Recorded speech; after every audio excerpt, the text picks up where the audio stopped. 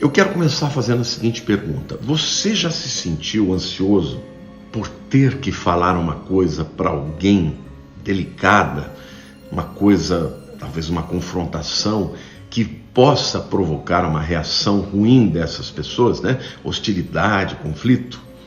Pois é, o profeta Jonas, ele não tinha problema de pregar, né, a respeito da verdade. O problema é que ele tinha que pregar, segundo a ordem de Deus, para um povo terrível, os assírios. E ele tinha que ir para o centro daquele governo maligno, né, para a cidade de Nínive, e pregar aquilo que Deus tinha para ele, tá? Então, a história começa falando exatamente sobre isto, tá? Deus chama Jonas para que ele vá a Nínive, mas ele prefere fugir. A gente lê lá no capítulo 1, versículo 2 do livro de Jonas: dispõe-te, vai à grande cidade de Nínive e clama contra ela, porque a sua malícia subiu contra mim. Bom, num primeiro momento aquilo parecia uma boa notícia, né? Afinal de contas, o que ele tinha que fazer era trazer uma mensagem de julgamento para os seus inimigos. Mas o fato é que Deus deu a ordem, deve ter explicado tudo para ele, e ele não gostou e ele fugiu. O que ele fez? Ele simplesmente vai para o porto de Jope e ali ele pega um navio para Tarsis. E segundo alguns estudiosos, Tarsis era o lugar mais longínquo que existia no mundo na época, tá? Eu vou ler lá o versículo 3 do capítulo 1. Jonas se dispôs, mas para fugir da presença do Senhor, para Tarsis. E tendo descido a Jope, achou um navio que ia para Tarsis. Pagou, pois, a sua passagem e embarcou nele, para ir com eles para Tarsis, para longe da presença de Deus. Você já se sentiu assim, gente? Escondendo da presença de Deus ou indo para longe dele? Isso não quer dizer que você tenha que necessariamente ir para o outro lado do mundo, né, para ter essa atitude. Às vezes é só meter a cara no trabalho, é só se envolver com as coisas da vida e se esquecer daquela voz que Deus está falando dentro do seu coração, né? Às vezes a gente foge assim. A gente foge enchendo a nossa vida de atividades, de trabalho, né, para não ter que encarar a Deus e lidar com aquilo que Ele tem para a nossa vida. Eu queria dizer uma coisa muito séria aqui para vocês, viu, gente? Por mais que Jonas tenha tentado, é simplesmente impossível de você esconder de Deus. Por quê? Simplesmente porque não há nenhum lugar no universo em que Ele não te veja, que Ele não te encontre, né? Lá no Salmo 139, versículos 7 e 8, a Bíblia diz assim: para onde me ausentarei do teu espírito? Para onde fugirei da tua face? Se subo aos céus, lá estás. Se faço a minha cama no mais profundo abismo, lá estás também. Ou seja, o salmista está dizendo, não tem como fugir do teu espírito. Mas Jonas bem que tentou, né? Versículo 3 diz assim: Jonas se dispôs a fugir da presença de Deus e, tendo ido a Jope, achou um navio para ir para Tarsis. Pagou a sua passagem e embarcou nele para ir para Tarsis, para longe da presença de Deus, tá? Esse navio, gente, era um navio cargueiro, tá? Que ia levar mercadorias para comercializar, né? Acontece que Deus mandou uma grande tempestade. E essa tempestade começou a ameaçar o navio. Então, o que aconteceu? Os marinheiros ficaram desesperados. Apesar de terem que perder tudo, né? Porque eles jogaram todas as cargas para que o navio ficasse mais leve, era melhor ter a vida do que ter o dinheiro, né? E mesmo depois de terem aliviado a carga, a tempestade não acalmou. E eles, percebendo que aquela tempestade ela não era comum, eles suspeitaram que podia ser uma coisa sobrenatural, né? E aí eles começaram a fazer oferendas para os seus deuses, tá? A gente sabe que eles fizeram ao Deus do mar, por quê? Porque a palavra hebraica para mar é Yam.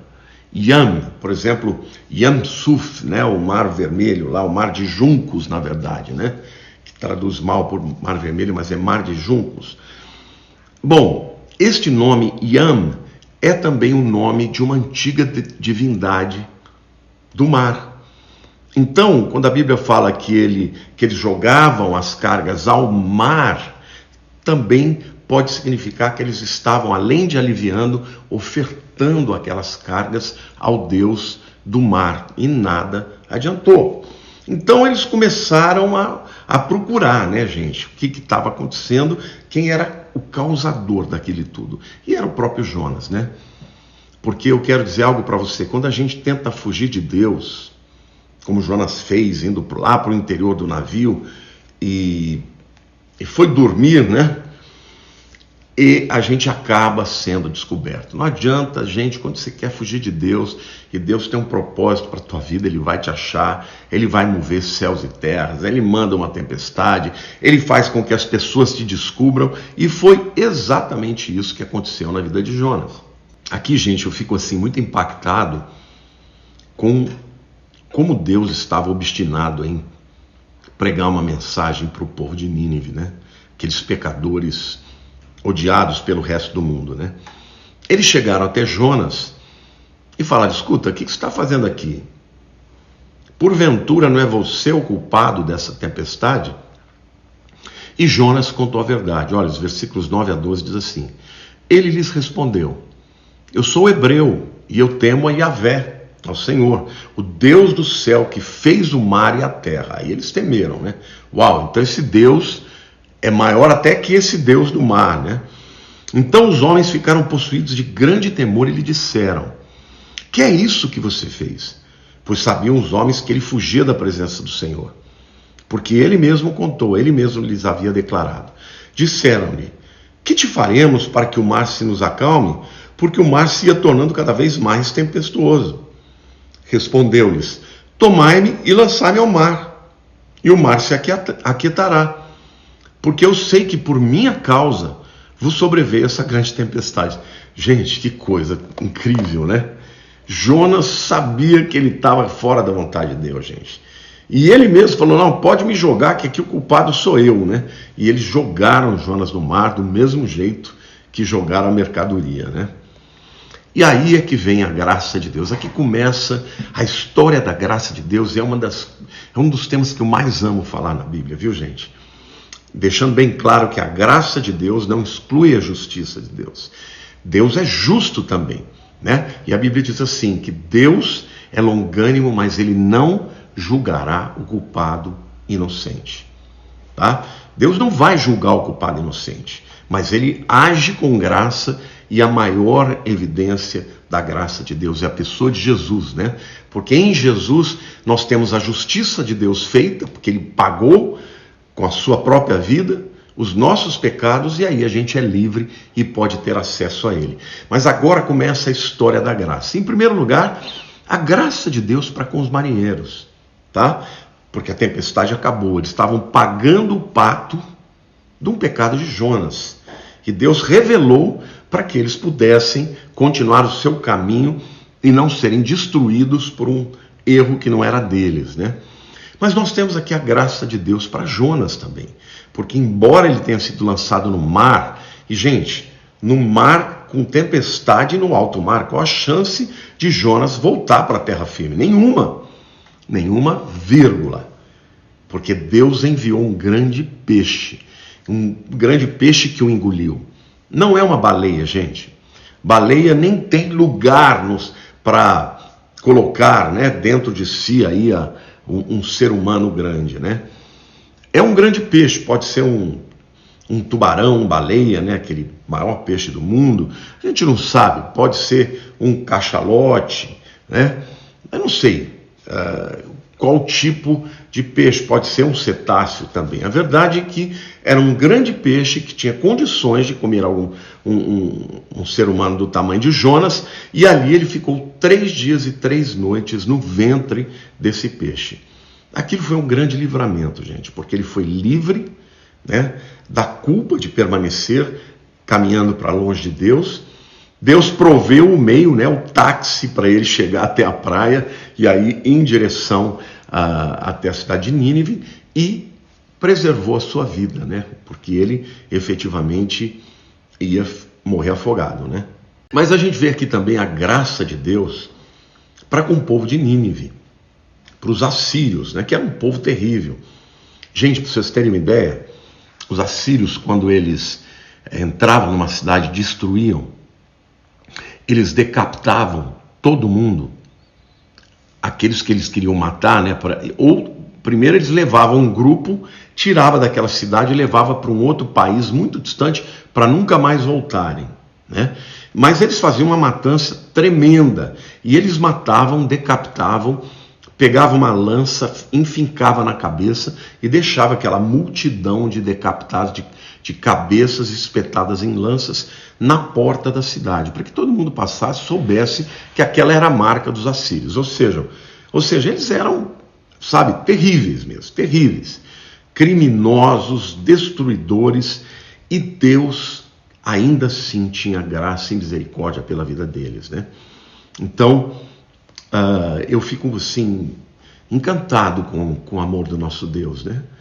Às vezes a gente olha para pessoas e a gente tem tanta raiva, né, indignação por causa do pecado deles, e a gente se esquece, né, que Deus também teve misericórdia pela nossa vida. Então, antes de mais nada, eu quero dizer para vocês, gente, que o amor de Deus é para todo mundo. Não existe ninguém nesse mundo que se arrepender não tenha lugar ao lado de Deus. Basta se arrepender dos seus pecados e crer na mensagem do Evangelho. Bom, a graça de Deus envia Jonas a Nínive para pregar. E lá no capítulo 3, versículo 2, Deus fala com ele assim: dispõe-te, vai à grande cidade de Nínive e proclama contra ela a mensagem que eu te digo. Gente, a cidade era muito grande. Os estudiosos dizem que uma pessoa que andasse a pé, percorresse a pé a cidade inteira, do começo ao fim, demorava 3 dias, numa marcha assim, devagar, andando, falando com as pessoas, demorava 3 dias inteiros para percorrer a cidade. Era muito grande para os pradões daquela época, né? Bom, e qual que era o anúncio de Deus para a cidade de Nínive? Em 40 dias, se vocês não se arrependerem, eu vou destruir a cidade. Está lá em Jonas 3:4. Começou Jonas a percorrer a cidade caminho de um dia e pregava, e dizia: ainda 40 dias e Nínive será subvertida. Olha que interessante. Se o texto diz que ele fez isso por um dia, e os estudiosos dizem que uma pessoa assim, caminhando e pregando, demoraria 3 dias, significa que Jonas só cumpriu 1/3 do seu chamado ali, da sua missão. E, no entanto, o que aconteceu com a pregação de Jonas? Surpresa, os ninivitas todos creram.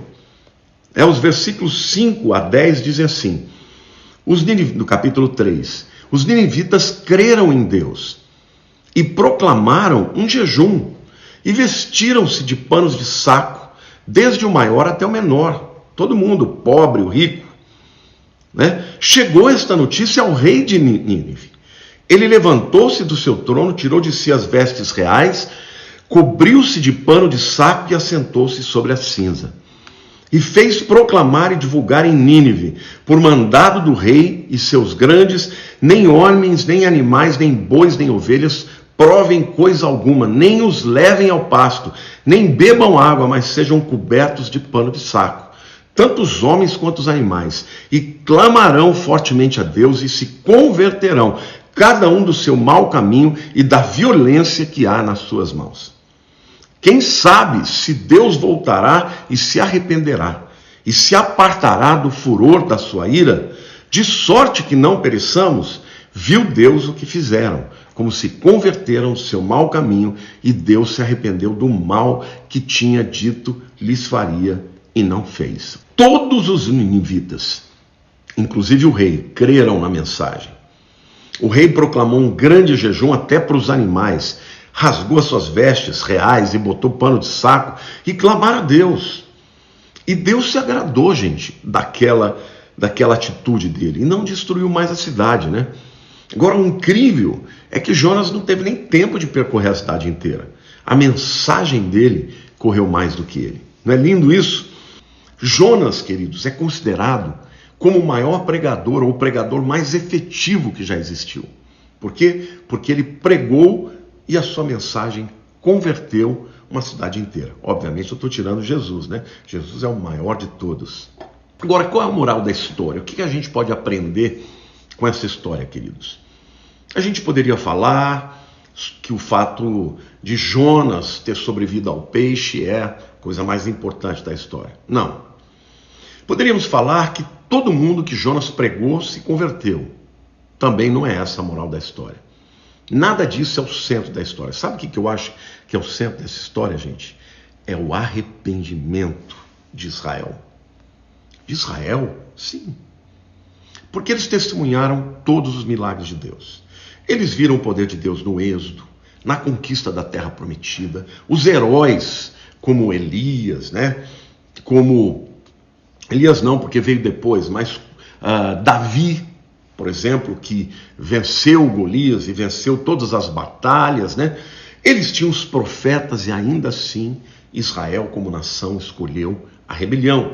Não se esqueça, Jonas é o profeta do norte. Quando houve a separação das 12 tribos, né? Aquela cisão, 2 tribos ficaram no sul com Reoboão, o filho de Salomão, e 10 tribos foram para o norte, né, com Jeroboão. E ali eles se desviaram, passaram a adorar outros deuses, a adorar ídolos, né? Literalmente eles caminharam para a apostasia. E aqui é uma pregação para o povo de Israel. Os ninivitas, por pior que fossem, se converteram. Vocês também devem se converter. Mas o mais incrível de tudo isso, gente, é que Jesus citou Jonas como um personagem real. Ou seja, a história de fato aconteceu. Então, gente, os evangelhos de Mateus e Lucas mencionam a história de Jonas.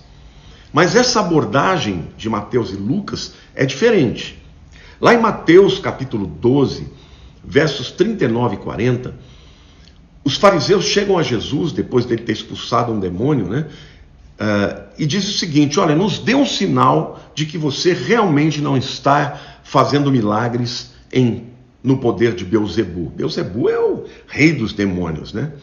Então Jesus virou para eles: olha, não vou dar sinal nenhum para vocês, a não ser o sinal de Jonas. O que Jesus estava dizendo com isso? Do mesmo jeito que Jonas ficou 3 dias e 3 noites no ventre de um peixe, eu vou morrer, vou ficar no seio da terra e depois vou ressuscitar. Lá no Evangelho de Lucas, capítulo 11, versos 29 e 30, o sinal de Jonas se refere à pregação de Jonas, uma pregação de juízo para Nínive. Por quê? Porque Jonas pregou para Nínive uma mensagem de condenação e o povo se arrependeu. Jesus pregou uma mensagem de graça e de perdão e o povo rejeitou. Então, gente, eu quero terminar essa palavra dizendo que o Evangelho, ele é uma mensagem de graça para o mundo inteiro, mas é também uma mensagem de juízo. É de graça para quem crê, e aí a pessoa tem o perdão, a aceitação, a salvação e a vida eterna. Mas é juízo para quem rejeita, e aí a pessoa será condenada pelos seus pecados a viver eternamente separada de Deus. Eu quero terminar perguntando para você: quem é você na história de Jonas? Será que você é aquele povo, né, os marinheiros que estavam ali sofrendo consequências pelo pecado de alguém? Busque a Deus, que Deus vai te mostrar a verdade. Deus vai mudar a sua sorte. Será que você é um dos ninivitas, alguém que está vivendo num pecado e numa maldade, está cometendo atos atrozes que vai te levar ao juízo e à morte eterna? Se converta com esta mensagem e Deus vai mudar a sua sorte. Você terá perdão, terá graça, misericórdia e poderá viver eternamente com Deus. Ou será que você, meu querido, é um Jonas? Aquele crente que conhece a Deus, mas que escolhe voluntariamente caminhar para longe da vontade de Deus, viver em rebelião, em desobediência. E por causa disso, as coisas começam a dar errado na tua vida e tudo que está ao teu redor, ao invés de você trazer bênção, você começa a trazer maldição.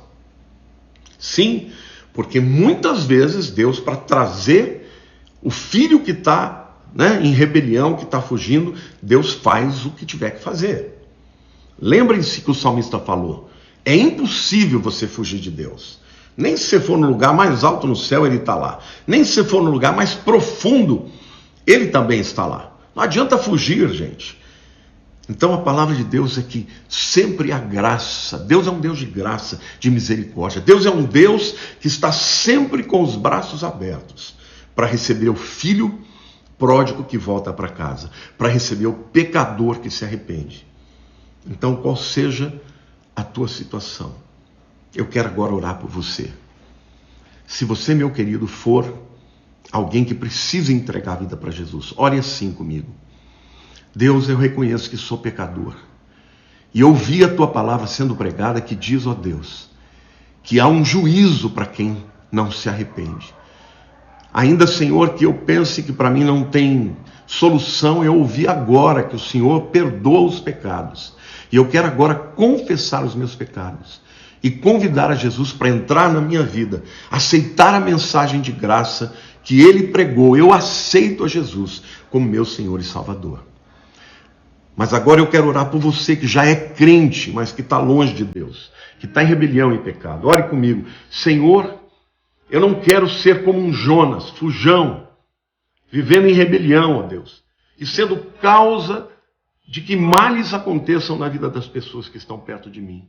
Eu me arrependo dos meus pecados. Hoje, Senhor, eu decido voltar para a Tua palavra, voltar para o Teu caminho e aceitar a Tua graça e o Teu perdão. Satanás, o acusador, diz que não tem mais jeito, mas hoje eu ouvi a palavra que diz que tem jeito.